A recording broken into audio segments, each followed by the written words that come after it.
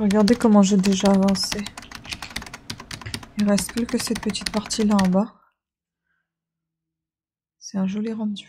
Et sauf que lui, il a compris ce qu'il était en train de faire, mais nous, on n'a rien compris en fait. On n'a pas compris ça comme ça. Au secours. Je voulais pas du tout lui parler, j'ai rien compris. Tout ce qui est positif pour toi, essaie de bien discuter avec le corps médical, hein. Sinon, ça se fait pas, hein. Il a touché comme ça? Bah, c'est un bleu.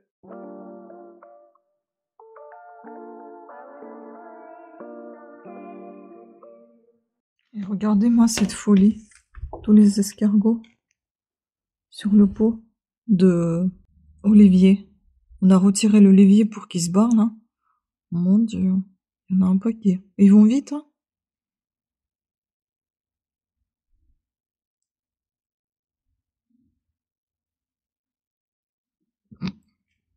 Je suis trop énervée pour me montrer aujourd'hui. Toujours les questions de Péto. Je vous montrer le colis que j'ai reçu.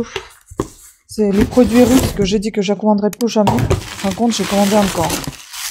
Donc ici, on va avoir du poisson séché. Que j'aime bien. 2 sachets comme ça aussi. Ensuite, il y a... Ça, c'est des graines de tournesol dans le miel, je crois. Enfin, c'est... Vous voyez, c'est compact comme ça. Il n'y a pas de date du tout. Le poisson 2026. Ensuite, j'ai pris du pain d'épices. Parce qu'on a une date ici. Jusqu'à fin de l'année 2025. J'ai pris ça. C'est des petites choses séchées, des petits ronds comme ça séchés. Et là, 2026. J'ai pris du pain d'épices encore. 2026. Des petits trucs séchés aussi comme ça, mais avec du sucre. Et la date 2026, impeccable. Et là, la fin 2025, c'est le pain, c'est les galettes d'avoine.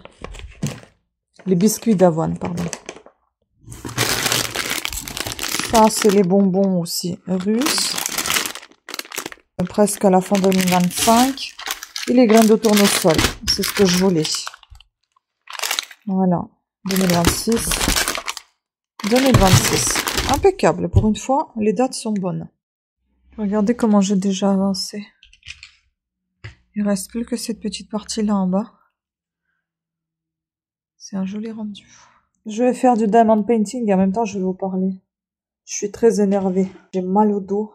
En fait, je suis très énervée parce que, comme je vous ai dit, j'attendais les résultats de Holter qui sont bons. Je sais pas si je vous ai dit dans une des vidéos les résultats de IRM concernant le cerveau. Ils sont bons aussi. Donc nous, ce qu'on a compris avec mon chéri, c'est qu'on allait continuer à l'hôpital où on avait commencé. Et finalement, le médecin avait décidé autrement. Il a dit que j'allais continuer dans un autre hôpital qui est Institut Curie, qui est à Saint-Cloud. Sauf que moi, je n'étais pas informée du tout. Nous, on n'avait pas compris ça comme ça. On avait compris qu'on allait tout simplement faire des examens. Si les examens ils étaient bons, c'est qu'on continuait là où on a été. Au final, c'est pas le cas. Et sauf que lui, il a compris ce qu'il était en train de faire, mais nous, on n'a rien compris en fait. On n'a pas compris ça comme ça. Après, il a dit, il nous a rappelé pour nous dire ça. On a dû attendre 2 jours. Je comprends qu'il y a peu de médecins, que c'est compliqué, qu'il y a beaucoup de patients et que voilà, je comprends tout à fait. Je rentre toujours dans la peau des médecins, je les remercie énormément. On nous dit toujours de bien parler aux médecins, aux infirmiers, etc. Mais l'inverse est possible aussi. Hein. Les gens qui sont malades, qui viennent vous voir, ils viennent pas par plaisir. Hein. Il faut leur parler aussi bien. Il faut aussi choisir des mots par moment. Il y en a qui ne les choisissent pas. Et au bout d'un moment, il y en a marre. Moi, je reste toujours très polie et correcte. Mais au bout d'un moment, quand on me coupe tout le temps la parole, quand on me laisse pas parler, ou quand on me menace, ou quand on m'agresse verbalement, au bout d'un moment, il y en a marre, quoi. Donc, je m'exprime aussi. Même si je dépends de ces gens-là. Et ça, c'était le cas aujourd'hui. Donc, on a compris qu'on allait aller dans un autre hôpital. Je vais m'installer, je vais m'allonger, j'ai mal. J'ai très mal à l'épaule. Aux épaules maintenant, parce que je suis vraiment très énervée. Donc, on a compris qu'on allait aller dans un autre hôpital où je devais avoir un rendez-vous que je n'ai pas encore eu. Après, il me rappelle le jour même pour me dire que ça y est, le rendez-vous a été donné et que ça serait tel jour, tel jour. Ok, on va à l'Institut Curie, normalement le 18. Entre-temps, je reçois que le 22, j'ai encore un chimio... je savais pas que c'était la chimio, j'ai un rendez-vous à 9h dans l'hôpital dans lequel j'étais. Je comprends pas. Je rappelle pour annuler les rendez-vous, du coup j'ai arrêté tout, j'annule plus rien, je laisse tout traîner comme ça, je voulais pas avoir des problèmes avec Doctolib. Et maintenant j'en ai rien à faire, en fait je vais tout laisser comme ça parce que si c'est pour me reprendre les émotions comme ça, j'en ai vraiment pas besoin. Donc du coup, je rappelle cet hôpital pour demander d'annuler le rendez-vous, sauf que je tombe sur le secrétariat de mon oncologue. Je dis, je comprends pas. Je pensais que c'était le cardiologue qu'il fallait que j'annule. J'avais rien compris. J'ai mal regardé. En effet, c'était marqué oncologie. Mais même, je comprends pas pourquoi j'ai un rendez-vous en oncologie alors que j'ai eu un rendez-vous avec lui au téléphone.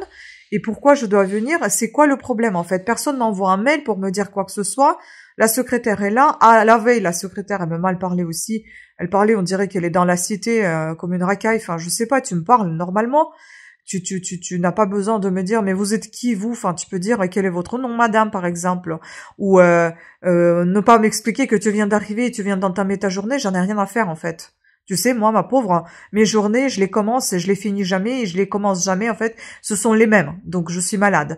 Donc, je t'appelle aux horaires d'ouverture. Si t'es pas prête à commencer à ce temps-là, eh ben, fais un autre taf. Voilà. Donc, moi, je t'appelle pour te demander gentiment, hein, j'avais demandé gentiment si elle pouvait transmettre le message au docteur qui me rappelait pour me dire ce qu'on fait après Holter. Donc il m'avait rappelé, il m'a dit justement c'est le rendez-vous le 18 avec, voilà, Institut Curie. Ok. Jusqu'à hier, tout était clair, tout allait bien. Même si elle m'a bouleversée, j'étais vraiment pas bien après la conversation avec cette secrétaire. Donc du coup, le soir, je regarde Doctolib. Je comprends pas parce que je reçois les notifs. 22, j'ai le rendez-vous dans l'hôpital dans lequel je suis. Je comprends pas, je rappelle. Donc je tombe sur elle. Elle me dit, ah bah oui, c'est la chimio. Je dis, mais je comprends pas, j'ai pas fait... Mais oui, vous deviez avoir la chimio la... Comment ça peut attendez, parce que là, je crois qu'il y a un truc. Parce qu'il y avait une validation où je pensais qu'il y avait une question par rapport à un achat. Donc oui, bah c'est la chimio, vous recevez chaque semaine, chaque fois quand vous passez la chimio, la date suivante. J'ai dit oui, mais sauf que la semaine dernière, enfin la dernière chimio, je l'ai pas faite, c'était le 12, j'y étais pas. Ah bah alors, je sais pas. Donc attendez qu'il était pas. Donc du coup, elle me passe l'oncologue. Au secours. Je voulais pas du tout lui parler, j'ai rien compris. Il commence à me dire, vous comprenez, vous devez, on a parlé avec le médecin, en fait il y a une molécule, il y a quelque chose qui va pas dans la prémédication qu'il faudra changer tout simplement et que je peux continuer la chimio classique comme tout le monde. Ok. Donc ça veut dire que, ça il m'avait expliqué après quand on s'est pris le chou. Hein. Donc il m'avait dit qu'en gros, j'allais au rendez-vous à l'Institut Curie et puis comme il n'y avait pas de chimio assez rapidement à l'Institut Curie, et ben je continuais la chimio à l'hôpital où j'ai déjà été, et le 22 c'est le prochain. Et en effet, c'est ce que j'ai lu dans les documentations qui m'a été fournie, j'ai déjà eu une application que je devais installer, j'avais déjà les identifiants, je suis déjà tracée là-bas dans l'Institut Curie, j'ai déjà le dossier là-bas, je comprends plus rien, où je suis suivie, qu'est-ce qui se passe en fait. Donc du coup, je vais aller à l'Institut Curie le 18. Le 22, je devais avoir la chimio à l'hôpital où j'ai déjà été avec la molécule modifiée d'après ce que j'ai compris. Mais avant ça, avant de me dire ça clairement comme il me l'avait dit, il m'avait commencé à engueuler parce que j'ai commencé à lui résumer la chose. J'ai dit, ça veut dire que je comprends pas là, ça veut dire qu'il faut que j'aille le 18 à Saint-Cloud et puis j'ai même pas réussi à continuer. Le gars, il a commencé à me charger de ces informations, un monologue total, sans s'arrêter. J'ai commencé à lui dire stop, stop, stop, arrêtez-vous, laissez-moi finir. Il me laisse même pas parler parce qu'il dit alors écoutez madame. Non mais attends, déjà arrête avec ton autorité. Moi j'en ai rien à foutre. J'ai vécu l'autorité toute mon enfance. J'en ai rien à foutre de cette autorité. Je déteste quand on me parle comme ça. Je déteste quand on me fait la morale. Je sais ce que je suis. Je sais ce que je suis malade. Je sais que c'est pour moi qu'on fait tout ça. Je ne refuse aucun soin. À chaque fois, je me rends disponible, même si je ne suis pas tout à fait disponible. Parce que je dépends toujours de véhicules de mon chéri ou des taxis. Et je ne travaille pas. Je dois les payer, les taxis. Parce que pour avoir le bon de transport, il faut galérer aussi. Et des fois, dans les états dans lesquels tu es, tu n'as pas vraiment de force de galérer. Donc, tu fais comme tu peux. Tu demandes tes voisins, tu demandes les gens autour. Tu te déplaces en transport en commun. Tant bien que mal, tu essayes de faire ce que tu peux. Ton chéri doit abandonner aussi son taf pour venir te récupérer, t'emmener, etc. Ça, ils en ont rien à foutre, en fait. Et au bout d'un moment, j'en ai marre, quoi. Et tu me parles comme ça en plus, donc calme-toi tes ardeurs et me parle autrement. Donc, au bout d'un moment, je lui ai dit, parce que la première fois, quand il m'avait parlé, avant-dernière fois, quand on s'est vu avec lui, quand je lui avais dit qu'Holter, elle servait à rien, dans le sens, et j'ai même pas fini ma phrase encore une nouvelle fois, pour dire qu'il fallait le faire juste tout de suite après la chimio, parce que c'est là que mon cœur s'est emballé. Maintenant, tout va bien, on verra rien, et c'est ce que j'avais raison, en effet. On l'a fait, c'est bien, j'avais pas refusé de le faire, mais j'avais le droit quand même, à mon avis aussi, qui m'avait pas laissé terminer. Il m'a dit, dans ce cas, vous signez la décharge. Mais c'est quoi ton problème, mon gars? Je comprends pas pourquoi il me parle comme ça, en fait. La première fois, il faut que je lui signe la décharge, que comme quoi je refuse d'être soignée, alors que c'est pas du tout le cas. Deuxième fois, il me gueule dessus en me disant que je refuse et j'annule des rendez-vous, mais c'est pas du tout le cas. J'ai pensé annuler, moi, en effet, un rendez-vous d'oncologue, de cardiologue, je ne comprenais pas du tout que c'était l'oncologie, j'avais mal vu. Au lieu de m'expliquer la situation comment elle était, il a commencé à me charger avec des informations qui vont à l'encontre de ce que je dis. Et franchement, il a commencé à vraiment m'énerver, à me mettre hors de moi. Donc j'ai commencé à pleurer. Je lui dis, mais je comprends pas pourquoi vous me parlez comme ça.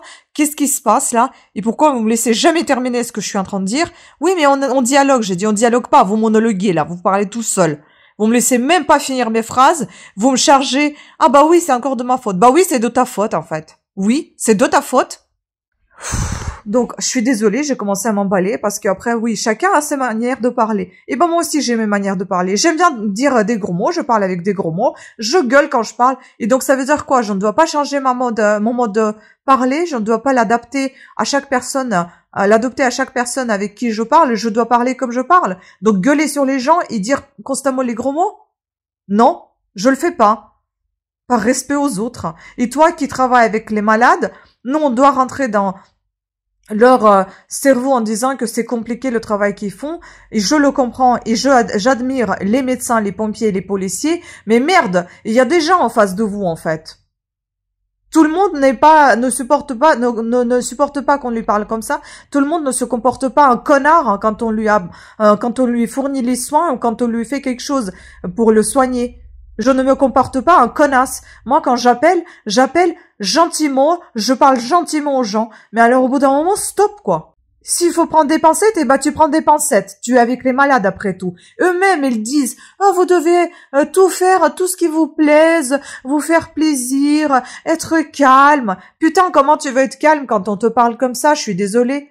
Et quand on te fait des trucs, et tu sais même pas ce qu'eux ils font entre eux, ils se décident, mais oh, je suis là en fait, c'est moi qui est malade, c'est moi qui a besoin des rendez-vous. Et les gars, hein, je ne suis pas un objet, je suis pas une chaise que tu peux déplacer à ici, à là, à lui faire ce qu'elle en a envie. Cette chaise, elle a une âme, elle a un cœur, elle a un corps, elle a un cerveau, il faut lui parler en fait. C'est une personne, c'est un être humain. Et ça s'adresse à tout le corps médical.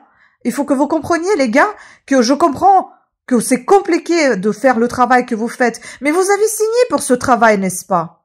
Donc, si vous voulez qu'on se comporte bien avec vous, comportez-vous bien aussi avec ceux que vous soignez. C'est tout. Et il n'y a rien de compliqué. Franchement, au bout d'un moment, j'en ai marre, en fait. Là, je suis chauve, je suis moche comme n'importe quoi. On me parle comme une merde. Et en plus, après, oh non, mais tu dois faire tout ce qui est positif pour toi. Et essaie de bien discuter avec le corps médical. Hein. Sinon, ça se fait pas. Hein. Et à chaque fois, tu dois être sur le qui-vive. Tu dois avoir peur que merde, si je lui parle mal, il va mal me soigner ou il va me refuser les soins. Non, mais c'est quoi ce délire, en fait? Donc lui, il a le droit de te traiter comme une merde, mais toi, t'as pas le droit d'ouvrir ta gueule. Non! Ça va pas se casser comme ça. Donc il m'a dit au final, ah bon, vous allez après choisir où vous allez aller. Putain, j'en ai rien à foutre où aller. Je vais aller où on va me soigner. Je n'ai jamais refusé. Mais merde, j'ai le droit à la parole, j'ai le droit à avoir mon avis, j'ai le droit à dire ce que je pense, enfin. En fait, c'est la deuxième phase. J'étais en pleurs tout à l'heure. Maintenant, c'est la colère qui sort. Franchement, au bout d'un moment, j'en ai ras-le-bol. Et moi, je préfère être en colère parce que c'est là que les choses avancent. C'est là que les choses se font. Parce que quand je suis tout le temps en train de chialer comme une merdasse au fond de mon lit, toute faible, toute ramollie, en me disant que rien ne va et je vais mourir, etc. Non! Je préfère être en colère. Au moins, les choses avancent. Et j'ai aucun remords. Ok, je me sentais mal à l'aise, que je me suis dit, j'ai gueulé sur lui, en même temps j'ai pleuré, etc. Mais au bout d'un moment, mais ferme-la, laisse la personne parler aussi. Qu'on te gueule pas dessus. Il parle autrement aussi. Oui, c'est de ta faute. Je veux bien comprendre qu'on nous soigne, mais t'as pas le droit de te comporter comme t'en as envie puisque tu te sens au-dessus du monde parce que toi, tu as des capacités de soigner les gens. Ça te donne pas le droit de te comporter comme t'en as envie. Non, je suis désolée, non. On est tous des humains. Nous, on doit respecter les médecins, les pompiers, les policiers. Et on doit respecter tout court les gens, mais surtout ces corps de métier qui sont très compliqués et qui sont au service des gens, du monde. Mais vous aussi, vous devez respecter les gens qui sont en face de vous. Enfin bon, sinon ça sert à rien tout ça. Bref, ça m'a tellement énervée, je vous dis pas, là, je suis vraiment hors de moi. Ah, il y a ma copine qui m'appelle, je vais lui répondre. Bon, je viens de parler avec ma copine, je viens de parler, ce matin, j'ai parlé avec ma sœur qui m'avait rassurée aussi, qui m'avait dit ce qu'il fallait faire le mieux. Et je pense qu'elle a raison. Je vais tout simplement poser la question à l'oncologue que je vais voir à Saint-Cloud. Et j'ai parlé avec ma copine aussi qui m'avait dit à peu près la même chose. Et j'ai parlé avec mon chéri qui m'avait dit également la même chose. Donc, on va le 18 voir l'oncologue. Et c'est elle qui va nous dire ce qu'il faut faire hein, par la suite. Et on va décider après ce qu'on fait. Parce que ça suffit quoi. Au bout d'un moment, si on se comprend pas avec le médecin, ça sert à rien de voir ce médecin. Il faut changer de médecin. Même s'il est bien en soi, j'ai rien contre. Mais il change tout le temps d'avis. Au bout d'un moment, c'est fatigant. Si on arrive à s'entendre, c'est très bien. Si on n'arrive pas à s'entendre, il faut faire quelque chose. Parce que là, c'est pas possible. C'est le long terme. Je suis en train de me couper le saucisson. Il faut que je mange quelque chose. Et j'ai la petite salade là de tomates qui reste. Il faut faire quelque chose parce que autrement, c'est pas possible. Si on se comprend jamais sur ce qu'il faut faire, voilà. Donc, ils m'ont tous calmé. Ça, franchement, je les remercie tous les trois. Mais là, je suis remontée quand même. Comme un coucou. C'est vrai que, il faut quand même rester humain, il faut se respecter les uns les autres, mais il y a des moments où t'es obligé de mettre les pendules à l'heure parce que, enfin, on n'a pas à te parler comme on te parle. Je suis un adulte, merde. J'ai le pain là, qu'on a décongelé. Il a une sale gueule. Je pense que je vais le passer en... Comment on appelle ça? Grille-pain. Je vais le dedans. On verra si ça va pas être meilleur. Donc oui, je suis vraiment bien énervée. Je vais essayer de me calmer. Je vais manger. Je vais faire mon diamond paintings. Alors que c'est pas du tout ce que j'ai prévu de faire aujourd'hui, tant pis. Tout à l'heure, j'irai faire peut-être les montages. Les ventes. Tant que je déborde d'énergie.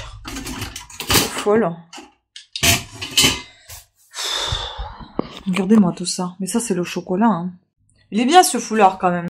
En fait, ce que j'aime, c'est que là, il y a de l'espace. Enfin, de l'espace, de la place. C'est assez souple. Ça me permet de remonter tout ça parce qu'en fait, je commence à avoir des irritations au niveau du front. J'ai jamais eu ce problème parce que je n'ai jamais eu de frange. Donc, j'ai jamais eu ce problème-là.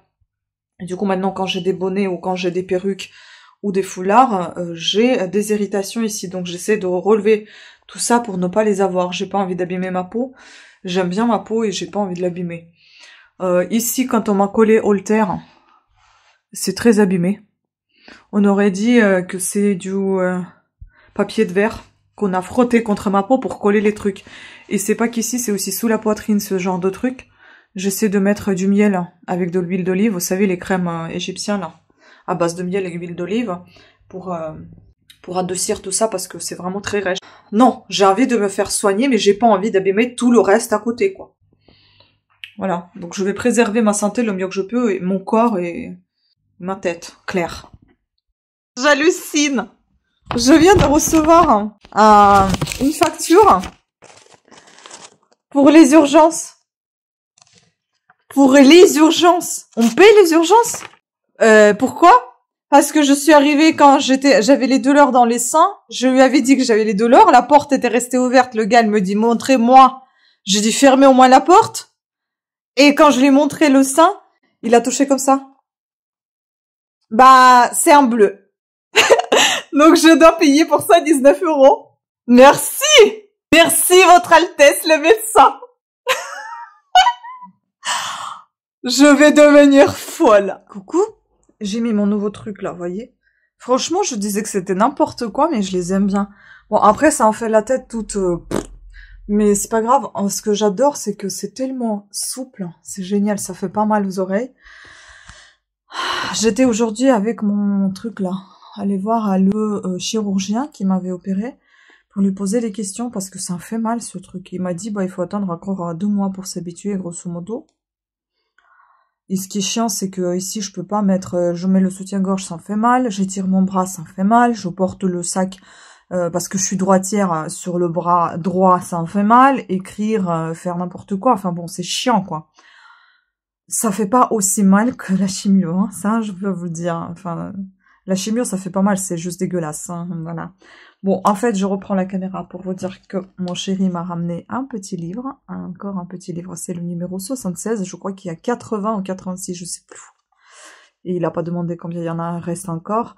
Abbé Prévost, ou Prévost, je crois que ça se dit plutôt Prévost, Manon Lascaux. Manon Lescaut, là, j'ai du mal. Je refais. Abbé Prévost, Manon Lescaut. Voilà, un tout petit comme ça. Et puis il m'avait ramené, parce qu'il était passé devant chez Dilicache, Guy de Maupassant, quel que soit son ouvrage, j'aime tout ce qu'il écrit. J'adore cet auteur, franchement. Alors, Les Sœurs Rondoli, je n'ai jamais encore lu ça. Donc celui-ci, je pense que je le lirai en ligne. Et puis il m'a ramené Maurice Sac. Ça m'a interpellée. Je n'aime pas du tout la collection Gallimard. J'aime beaucoup la collection Gallimard dans les carnets. Mais peut-être la nouvelle collection, enfin la nouvelle édition d'aujourd'hui, pas celle qui date de je ne sais quoi, quelle année ça doit être les années 80 ça. Même pas 55, la vache, c'est une vieille édition. Pourquoi je n'aime pas? J'aime beaucoup cet éditeur, mais pourquoi je n'aime pas? J'aime pas cette police. J'aime pas autant de place entre les marges, j'aime pas ces couvertures en papier qui sont très salissantes. Mais j'aime beaucoup ce bouquin, je vous en parlerai dans des book hauls ou des free books sur ma chaîne Parlana, où ça s'appelle Histoire de John Cooper d'Albany. C'est un roman, donc aux éditions Gallimard par Maurice Sac. Et c'est un manuscrit inachevé de 1942, début de 1942. Ça a l'air super intéressant, c'est quelque chose qui n'a pas été terminé, et c'est une sorte de lettre ou des choses comme ça, donc à lire, absolument, je pense que je vais être très très contente. Voilà, et maintenant je vais continuer à faire mes montages. Je suis un tout petit peu plus apaisée par rapport à hier. Hier, j'étais très très énervée. Aujourd'hui, j'ai eu que de bons taxis qui m'ont ramené en aller et en retour. Des bons dans le sens, c'était des gens de ma génération. Les chauffeurs, à chaque fois, on parlait des mêmes choses. C'était marrant. Il y en a un qui était de l'année 80. Au retour, c'était un autre de l'année 82. Et en plus, c'est un de mes voisins ici dans la ville. Je le connais pas, mais on habite presque la même ville. On est collés, en fait. C'est les deux villes qui sont collées l'une à l'autre. Super sympa. Et les véhicules, ils étaient super beaux en plus. Très propre et très joli. Et là, en faisant mes montages et mes ventes, je vais manger le fond de la petite glace Häagen-Dazs. C'est caramel salé, c'est mon petit chéri qui m'a laissé un petit peu. Le petit fond qui restait, il m'a dit, bah tu pourras la finir comme ça. Voilà, je me fais plaisir, et lui, il va se coucher un petit peu parce qu'il va faire une sieste, parce qu'il vient aussi de rentrer de l'hôpital. Voilà, donc aujourd'hui, c'était une journée full hôpital pour nous tous les deux. Full hospital, on va dire, hein, pour nous tous les deux. Je suis rentrée plus tôt que lui, et lui un petit peu plus tard, mais pour lui c'était sa dernière perfusion. Génial. Et donc maintenant il y a le suivi, les bilans et tout ça, mais maintenant c'est pas aussi souvent que ça l'était. Voilà, donc ça c'est cool, on est sur la bonne voie. Maintenant, j'espère que demain tout va bien se passer, que la personne elle sera claire, qu'on saura enfin mon protocole, que je vais suivre jusqu'à la fin. De cette merde qui m'incombe, cette maladie merdique, et qu'on va m'en débarrasser et que tout ira bien. Voilà. Je peux vous dire que être énervé, ça charge beaucoup comment on va dire, ça forge beaucoup plutôt, et la charge mentale est énorme dans le sens où ça vous épuise beaucoup, mais ça me donne des forces à la fois aussi. Voilà. Et ça me tire là. Est-ce que c'est tout ça qui me tire? Je comprends pas en fait. Je pense que j'étais tellement énervée hier que j'avais le dos là, les épaules, en fait, tout ça, ça a été tellement crispé que ça fait déjà 2 jours que j'ai ma petite, vous savez, le truc là pour épaulière, hein, avec les huiles essentielles que je porte. J'arrête pas de la porter parce que ça me fait du bien. Je me suis même pas changée. Bah tiens, je suis arrivée comme ça de l'hôpital, j'ai pas changé mon t-shirt. Je vais voir si je vais le changer ou pas. Ça me saoule de remonter à nouveau. C'est pas grave. Voilà, donc je vais bosser un peu. Là, j'essaie quand même de remonter un peu tout ça. Là, je descends parce que je suis en train de faire la vidéo, mais je vais remonter tout à l'heure pour ne pas me faire des irritations au niveau du front. Écoutez, je pense que cette vidéo va se terminer ici. Cette vidéo, elle comportait beaucoup de blabla. Je pense qu'on est à peu près pour une demi-heure et je pense que c'est suffisant pour cette fois-ci. Je ferai un autre vlog avec d'autres sujets, peut-être un petit peu plus apaisants, moins énervants, et où je serai un peu moins énervée, et je viendrai vers vous avec plutôt des bonnes nouvelles concernant notre rendez-vous de demain. Enfin, mon rendez-vous, mais notre, puisqu'on y va tous les deux. Et comme ça, dans le vlog suivant, je vous dirai le protocole que je vais suivre. Et puis, bon, on va parler d'autres choses quand même, comme je vous ai déjà promis. Je vais pas parler que de ça, là. Je parle de ça parce que je suis en plein dedans. Mais après, je vais essayer de partager autre chose que ça. Voilà. Je vous embrasse. Je vous souhaite... Je vous souhaite quoi? Une très belle journée. Prenez soin de vous. Bon rétablissement pour ceux et celles qui peuvent être peut-être malades ou sur le chemin de guérison. Donc, soyez forts, hein, vous allez y arriver. Et puis, je vous embrasse et merci beaucoup de votre soutien et votre fidélité. Ciao.